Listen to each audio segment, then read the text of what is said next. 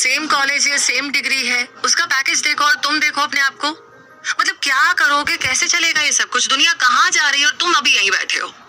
ये ऐसी बातें सुन के ना बहुत गुस्सा आता है। और लोगों को कहें क्या, लोग सुनना भी नहीं चाहते और समझना तो बहुत दूर की बात है। इसलिए तो आपने गीगल को चुना है, ग्रेट आइडियाज ग्रेट लाइफ, जहां पर आपको सुना भी जाता है, समझा भी जाता है और हमेशा आपसे कहा जाता है कि आप एक्शन लीजिए। नमस्कार दोस्तों, मैं हूं रूबी पारेख और मैं हूं एक गीगलर।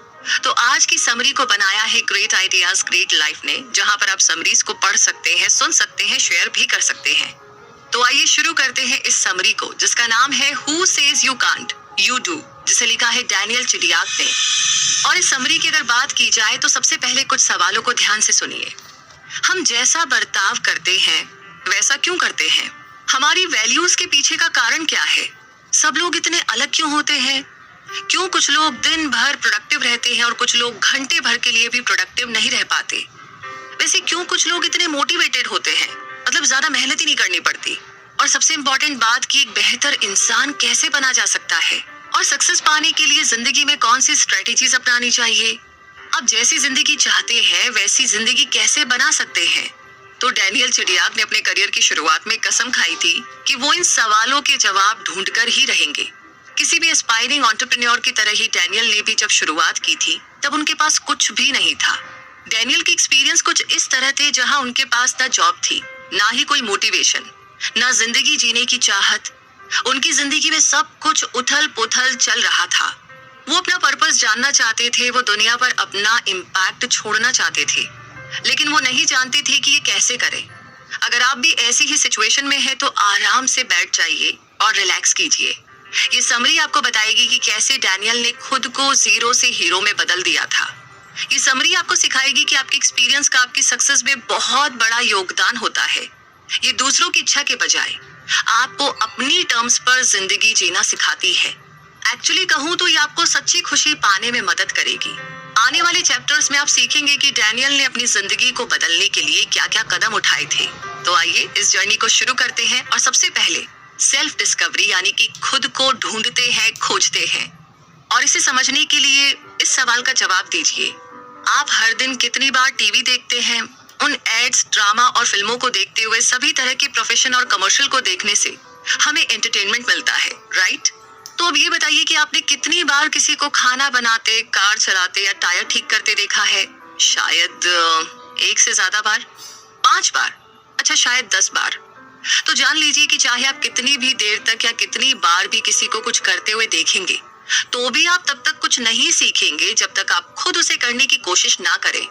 इसलिए सेल्फ डिस्कवरी के पहले स्टेप में, पहले कदम में सिर्फ कुछ पढ़ लेना या जान लेना काफी नहीं है। कुछ टाइम के बाद आप उसे भूल जाएंगे, इसीलिए उसे खुद ट्राई करना बहुत जरूरी है, एक्शन लेना जरूरी है। सेल्फ डिस्कवरी एक छोटे से टास्क से शुरू होती है, जो है सवाल पूछना। तो दिन में एक बार इस छोटे से टास्क को करने के लिए टाइम निकालना आपके फ्यूचर पर बड़ा इम्पैक्ट डालेगा। सवाल पूछकर और एक्शन लेकर आप अपनी लिमिटेशंस और बाउंड्री से आगे बढ़ जाएंगे। तो आइए अब पहले सवाल पर चलते हैं, मैं कौन हूँ? एक ऐसे सवाल से शुरू करें जो आपकी आइडेंटिटी और ग्रोथ को जानने में आपकी हेल्प करे। इस सवाल का जवाब ढूंढते वक्त अपने ब्रेन में और कोई थॉट ना आने दे। अपने अंदर ध्यान से देखिए और इन सवालों का जवाब दीजिए। क्या मैं दयालु हूँ? क्या मैं बहादुर हूँ? क्या मैं हेल्पफुल हूँ? क्या मैं दूसरों के बारे में सोचती हूँ? अपनी पॉजिटिव क्वालिटीज की लिस्ट बनाएं और उसे बार बार पढ़ें। जब आप सवालों को बार बार पढ़ेंगे तो आपका ब्रेन नेचुरली आपकी जिंदगी के मोमेंट्स और मेमोरी को याद करने लगेगा। आपको ऐसा एक्सपीरियंस याद आ सकता है जहां पर आप बड़ी दया के साथ पेश आए थे या दूसरों के बारे में पहले सोच रहे थे। आपको ऐसे भी पल याद आ सकते हैं जब आप किसी के साथ बहुत रूड थे या आप बहुत ज्यादा डरे हुए थे। अगर आपको बुरी बातें ही याद आ रही है तो कोई बात नहीं। ऐसा इसलिए होता है क्योंकि आपका ब्रेन बुरे एक्सपीरियंस को पहले याद करता है। आपका ब्रेन ऐसा इसलिए करता है क्योंकि आप खुद अपने साथ ऐसे ही पेश आते हैं। आप अपनी गलतियों के लिए खुद को सजा देते हैं और खुद को नेगेटिविटी से भर लेते हैं। लेकिन ये समरी आपको याद दिलाएगी कि आपने सिर्फ गलतियां नहीं की है, अंदर से आप ये भी जानते हैं कि आप ऐसे इंसान तो बिल्कुल भी नहीं हैं। इसलिए एक बार फिर से सवालों को अच्छे से पढ़ें और फिर सोचें। ये सोचने की कोशिश करें कि आप कितनी बार बुरे की बजाय एक अच्छे इंसान रहे हैं। उन पलों के बारे में सोचिए जहां पर आप दयालु, हेल्पफुल और लविंग थे, और उस मोमेंट में फील हुई इमोशंस पर फोकस करें। अगर आप हमेशा इन मेमोरीज को ध्यान में रखेंगे तो आप अच्छा महसूस करेंगे, अधूरा फील नहीं करेंगे। हालांकि अगर आपको लगता है कि आप अभी तक ऐसे इंसान नहीं बने हैं, तो अपने आप से पूछिए कि आप कैसे खुद को बदल सकते हैं। यहाँ पर गोल सिर्फ ये पता करना नहीं है कि आप एक इंसान के तौर पर कैसे हैं। इस समरी का पर्पस आपको ऐसा इंसान बनने की हिम्मत देना भी है जो आप सच में हैं, बिना किसी टाइटल, उम्मीदों या जिम्मेदारियों के। आई और मी में बहुत फर्क होता है। मी हमारी बाहरी आइडेंटिटी यानी पहचान है, जैसे बेटा, बेटी, टीचर, मदर, दोस्त या लवर। ये हमारी आइडेंटिटी का एक पार्ट है जिसे हम दूसरे लोगों को दिखाते हैं, एक पार्ट जिसे हम सच मानते हैं। और दूसरी ओर आई हमारी वो आइडेंटिटी है जो हमें अकेले होने पर दिखती है। जब आप बिना किसी अचीवमेंट, एक्सपेक्टेशन और रिस्पॉन्सिबिलिटी के होते हैं, तब आप कौन हैं? तो आई आपकी इंटरनल यानी अंदर की पहचान को दिखाती है। ये आपके स्टेटस, माहौल या लोगों पर डिपेंड नहीं करता है। ये जानने के लिए आप कौन हैं, ये जानना जरूरी है कि आप क्या हैं, ना सिर्फ लोग आपको क्या बनाना चाहते हैं।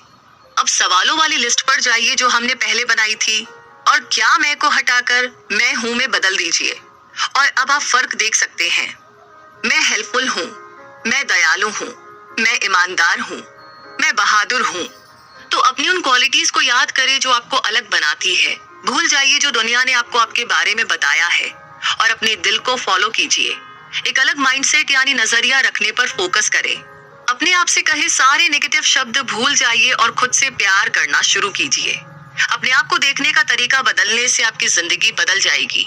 ये चैप्टर ये जानने के लिए है कि आप अपने आप से क्या क्या झूठ बोल रहे थे,